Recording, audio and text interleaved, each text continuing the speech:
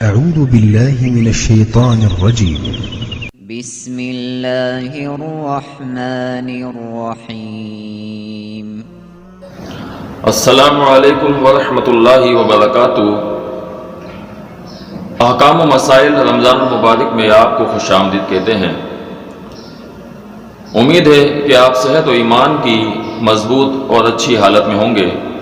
دعا ہے اللہ رب العالمین آپ تمام احباب کو ایسے ہی ہنستا مسکراتا رکھے. اگر سحری کھاتے ہوئے اذان ہو جائے، اس مسئلے کے حوالے سے اکثر لوگ تشویش کا شکار ہوتے ہیں کہ وہ اذان اگر ہو جاتی ہے اور ہاتھ میں کچھ کھانے پینے کی چیز ہوتی ہے تو اسے مطلقاً چھوڑ دیا جاتا ہے.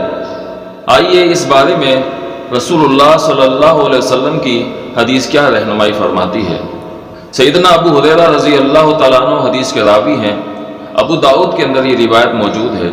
رسول اللہ صلی اللہ علیہ وسلم فرماتے ہیں اذا سمع احدکم النداء والاناء على يدي فلا يزع حتى يقضي حاجته منه. رسول اللہ صلی اللہ علیہ وسلم فرماتے ہیں کہ اگر سحری کی اذان ہو جائے اور تمہارے ہاتھ میں کچھ کھانے یا پینے کی چیز موجود ہو تو اسے اس وقت تک نہ رکھا جائے جب تک اپنی حاجت پوری نہ کر لی جائے.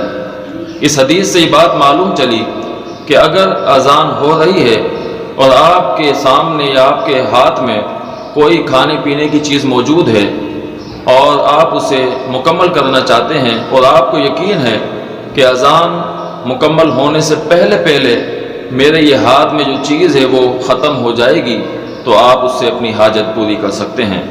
اسے رکھنا ضروری نہیں ہے. اس حدیث کے تحت اسی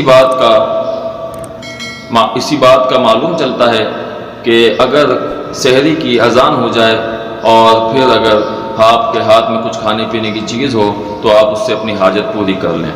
انشاءاللہ اس سے روزے پہ کوئی اثر نہیں پڑے گا. اللہ رب العالمین سے دعا ہے کہ اللہ تعالی ہمیں سمجھ کی عمل کی توفیق عطا فرمائے. السلام علیکم ورحمۃ اللہ وبرکاتہ.